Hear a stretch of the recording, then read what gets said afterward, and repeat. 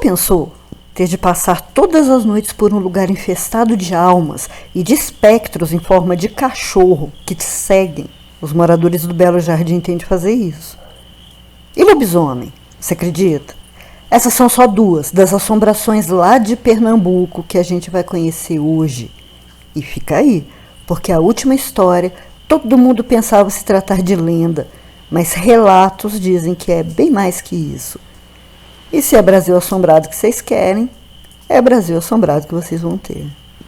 Ring around the rosy. Boa noite, eu sou a doutora Plague, abrindo as portas do sanatório. E como vocês pediram na enquete, é noite de Brasil assombrado. O nosso passeio começa na zona rural de Belo Jardim, no agreste de Pernambuco. O lugar conhecido como Pontilhão das Almas é de fato bastante sombrio.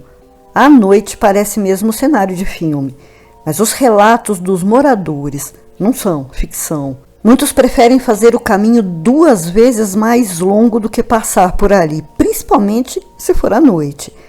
Segundo eles, o pontilhão é assombrado, e ali se ouvem vozes sussurrando e lamentando, ouvem choro, inclusive aqueles tenebrosos choros de bebê, e dizem que também do nada começa a ventar. E é um vento diferente, porque apesar de não ser assim tão forte, consegue balançar as estruturas do pontilhão e produz um som assustador, um uivo. Os moradores de Vila Raiz têm de passar por ali, a menos que queiram caminhar bem mais fazendo um desvio. E são eles as maiores testemunhas da atividade sobrenatural do lugar. O pontilhão atrai almas e atrai também aqueles que usam de sua energia em trabalhos e oferendas, o que atrai mais e mais almas. É como se o pontilhão fosse uma grande antena, um para-raio para fantasmas. E nunca dá para saber o que esperar. São espíritos de todos os tipos, desde os brincalhões que fazem barulhos, como se estivessem dando marteladas nos trilhos, sombras que seguem quem passa e também muitas aparições de corpo inteiro. E algumas são assustadoras. Como eu disse, os relatos são sempre de coisas que acontecem à noite. Mas um aposentado que mora por ali e trabalha na lavoura contou que passa por ali várias vezes e em horários diferentes e sempre vê ou escuta alguma coisa, não importa o horário. É possível que o que esteja ali tenha desencadeado as assombrações seja muito mais antigo do que todo mundo imagina. Mas os primeiros relatos de que o local é assombrado começaram depois dos anos de 1960. Mais ou menos por essa época, uma moça muito jovem levou seus filhos gêmeos natimortos dentro de uma caixa de sapatos e deixou ao lado da linha do trem, perto do pontilhão. As crianças ainda não tinham sido batizadas e teria sido esse o motivo para que suas almas continuassem ali. Apenas alguns meses e as pessoas que passavam pelo pontilhão começaram a ver uma mulher que os seguia e depois desaparecia. Até hoje, essa aparição é relatada, mas não é certeza de que seja ela a mãe dos bebês. Falando nisso, o choro é tão forte, tão nítido, que já teve gente procurando realmente algum bebê por ali. Há também outros tipos de assombrações, e algumas são fantásticas. São os cachorros de névoa. Eles aparecem, acompanham as pessoas por um pedaço e depois somem, se desfazendo no ar. E muitos outros espíritos se mostram naquele ponto. Acredita-se que tenha sido a alma dos bebês que atraíram todas as outras para lá e que choram tanto porque estão presas no mesmo lugar onde foram deixadas. Antes da gente ir para outro lugar assombrado em Pernambuco, conhecer outra história fantástica, já deixa aí seu like para ajudar o canal e aos bichinhos. E se ainda não é um paciente desse sanatório e gosta de terror, se inscreve e se interne. Pronto? Então vamos embora. Essa história também é antiga. A primeira aparição da chamada Mulher de Sombrinha, pelo que se sabe, foi em 1940. Já era meia-noite, hora da troca de turno dos operários da usina Catende. Cada um pegou seu caminho, quem morava para o mesmo lado, foi todo mundo junto e seguiam para casa. Mas um deles, que morava bem mais afastado, foi em lado oposto e sossegado, quando viu ao longe uma mulher caminhando alguns metros à sua frente. Ele não tinha reparado de onde ela tinha vindo, mas reparou bem que usava roupas muito bonitas estava descalça e carregava uma sombrinha.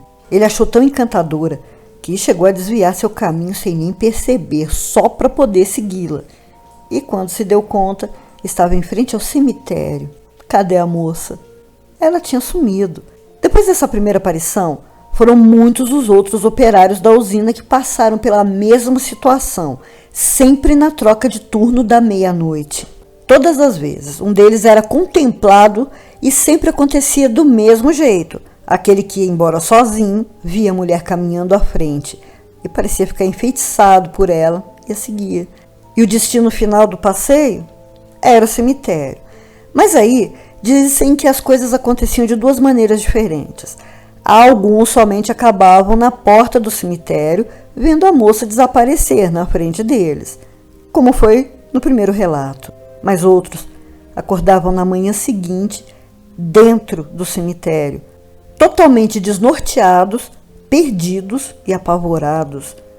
E isso continuou a acontecer por décadas, até que em 1995 a usina decretou falência e fechou as portas.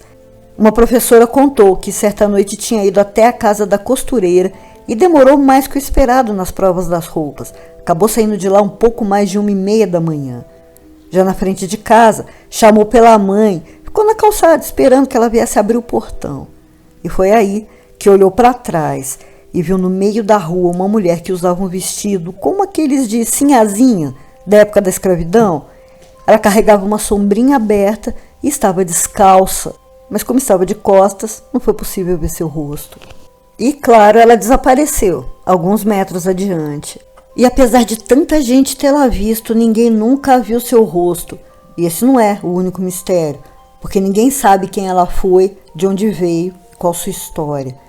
E também ninguém sabe para onde ela foi e qual seria a sua ligação com a usina Catende, já que desde que foi desativada, a mulher de sombrinha nunca mais apareceu. Vocês acreditam em lobisomem? É um assunto que divide, né? Uns acreditam que seja uma doença, outros que seja uma maldição, uma criatura, e tem os que acham que é só lenda mesmo. Vocês sabem que eu acredito em tudo até que me provem de maneira convincente que eu esteja errada. Aconteceu em 2019, na pequena comunidade de Lagoa do Mato, zona rural de Panelas, em Pernambuco. E a partir daí os moradores começaram a ter pavor das noites de lua cheia. Quando essas noites chegam, tanto quem mora na comunidade como nos sítios vizinhos trancam portas e janelas, ficam com armas preparadas e por nada saem depois que anoitece. Eles têm medo de um suposto lobisomem. Tudo começou numa noite quando um ônibus escolar levava de volta para casa os alunos. Seguiam devagar quando o motorista viu uma movimentação estranha, também muito barulho no mato que ladeia a estrada. Nesse momento, algo assustador pulou em frente ao ônibus, e quando as crianças começaram a gritar desesperadas, se amontoaram nas janelas para ver direito o que era aquilo.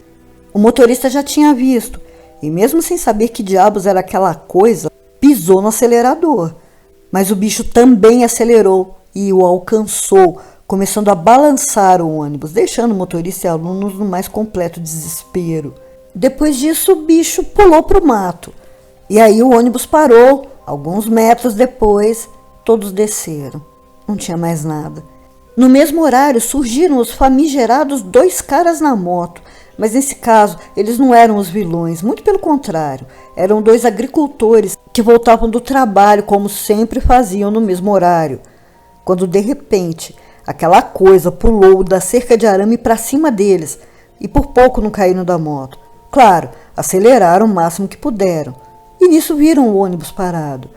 O garupa decidiu então ajudar, pegou um galho no chão e os 2 voltaram. Encontraram as meninas muito assustadas, ainda dentro do ônibus, chorando e gritando. Já os meninos e o motorista tinham ido atrás da criatura e a descreveram como muito grande e peluda.